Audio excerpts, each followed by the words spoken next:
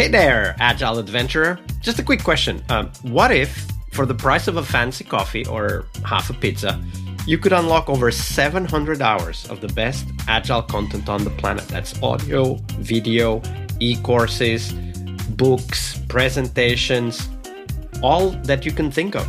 But you can also join live calls with world-class practitioners and hang out in a flame war-free and AI slop-clean Slack with the sharpest minds in the game. Oh, and yes, you get direct access to me, Vasco, your Scrum Master Toolbox podcast.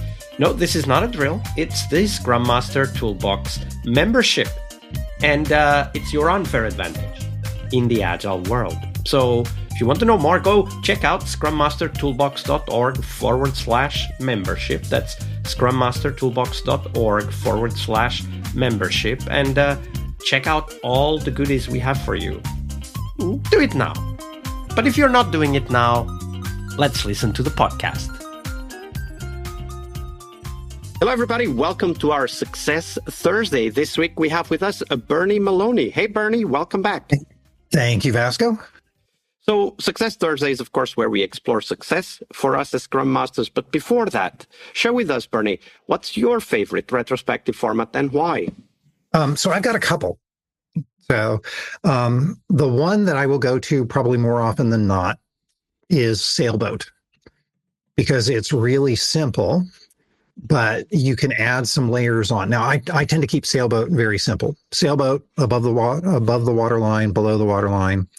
I don't put in things like anchors and islands and seagulls and things like that. I keep it really kind of simple. One thing that I will do, and this is something I learned from a client. So I love when clients teach me things. I was in a workshop this was in Taipei? No, it was in Shenzhen. So I was in China. And I was teaching in English, but we had a live translator there. And I was doing a Sailboat retrospective about the workshop. And the manager of the team came up and drew smiley faces. So, a Likert pain scale with, big smile up at the top and, kind of in the middle, and then kind of a flat, like around the water line, and then a big frowny face down at the bottom, so a 5-degree Likert pain scale. And that simple emoticon really gets people to understand the intensity of stuff that's there in a sailboat. So it's something quick, it's easy, it's got loads of layers. Like I can use Sailboat plus 2 or 3 other things and run a hackathon at the drop of a hat. So Sailboat is one of my favorite retrospectives. Another one that I like is What the Duck. So now that comes out of a book that I reference on Team Tuesday, Strategic Play and the Creative Facilitator's Guide. There's an 8-brick Lego kit. You can go on eBay, you can go on Amazon. They cost about $10 here in the US the last time I checked, or you can go build them yourself for less than that. Something to know, engineers love Legos.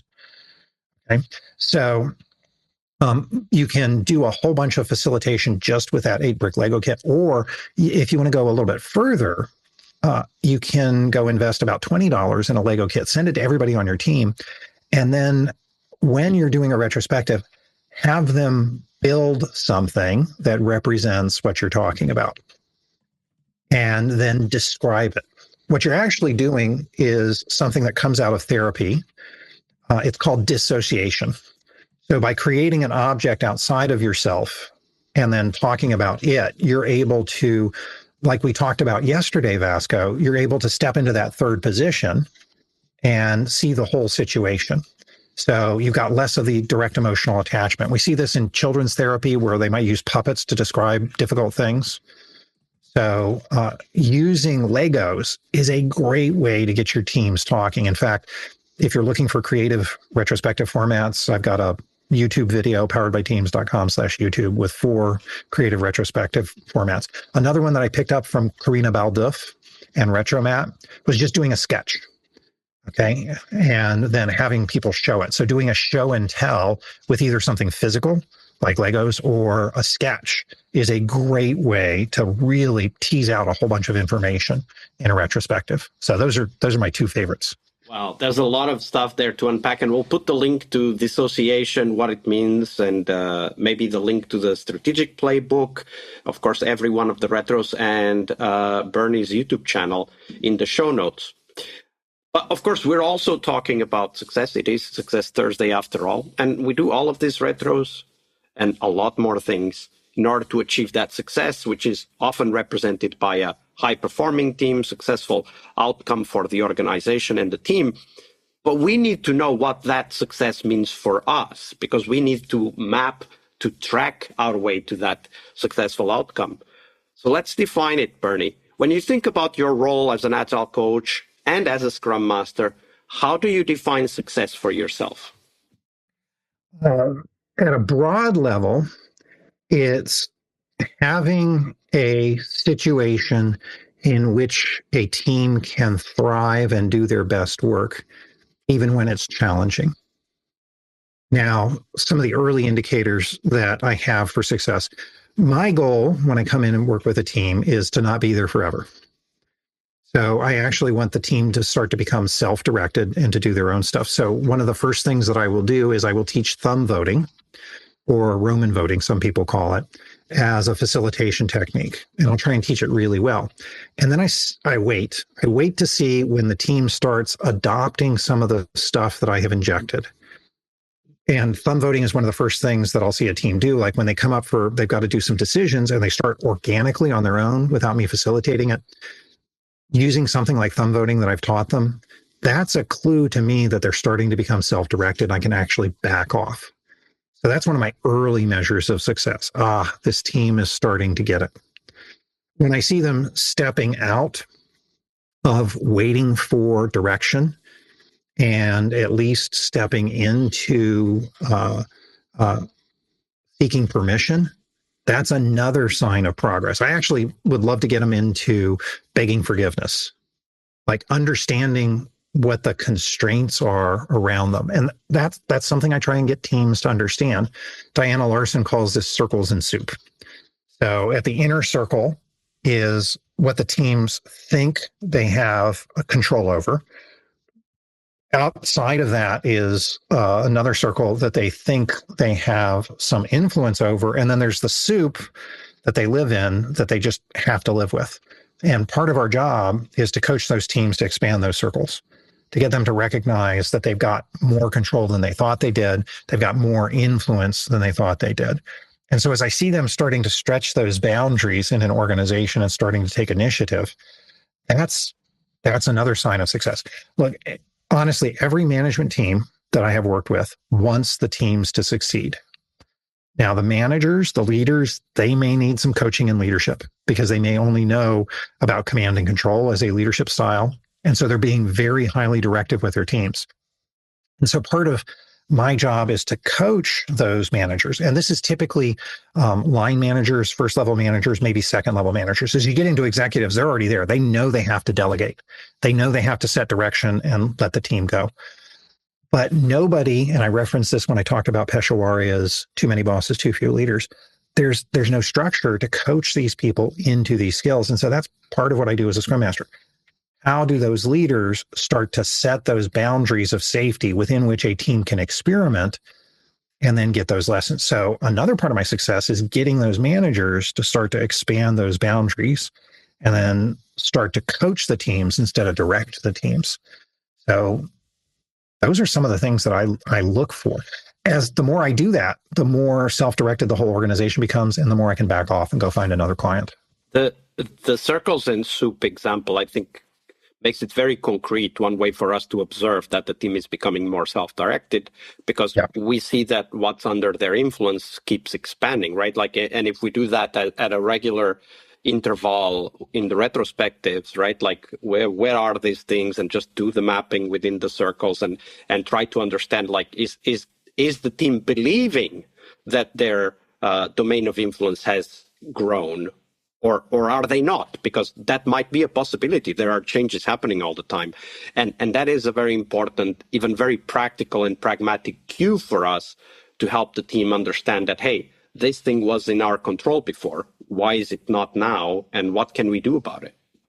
A very concrete way that a Scrum Master can help is, again, going through retrospective. If you go into any organization, there's going to be a ton of stuff that's getting in the way of the teams being productive.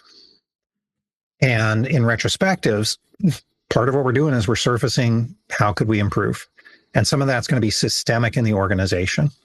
So early on, teams are like, yeah, we want to be self-directed. And yeah, this stuff is getting our way. If nothing changes, your team is going to get depressed.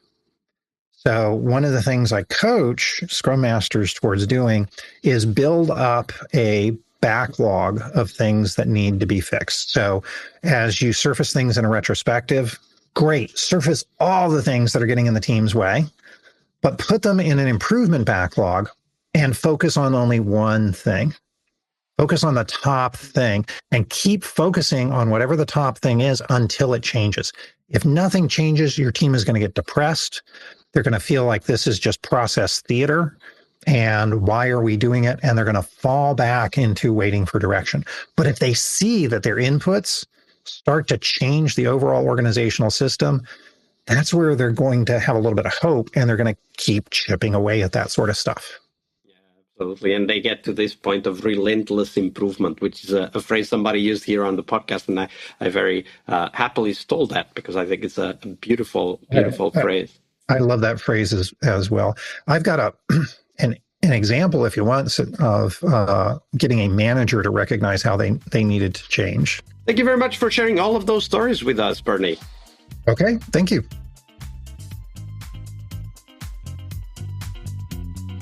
All right, I hope you liked this episode. But before you hit next episode, here's the deal. This podcast is powered by people like you, the members who wanted more than just inspiration. They wanted real tools and real connection to people who are practicing Agile every day.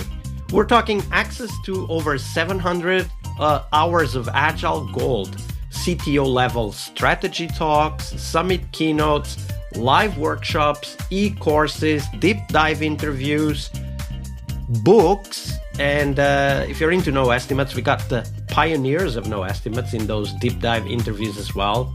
Agile business intelligence, creating product visions, coaching your product owner courses, you name it. You'll get invites to monthly live Q&As with Agile pioneers and practitioners, plus a private Slack community, which is free of all of that AI slop you see everywhere, and of course, without the flame wars. It's a community of practitioners that want to learn and thrive together. It's the best place to connect with community and learn together. So if this podcast has helped you before, imagine what you will get from this podcast membership. So head on over to scrummastertoolbox.org/membership and join the community that's shaping the future of Agile. And we have so much for you. So check out all the details at scrummastertoolbox.org/membership, because listening is great, it's important, but doing it together, that's next level. I'll see you in the community Slack. We really hope you liked our show. And if you did, why not rate this podcast on Stitcher or iTunes? Share this podcast and let other Scrum Masters know about this valuable resource for their work. Remember that sharing is caring.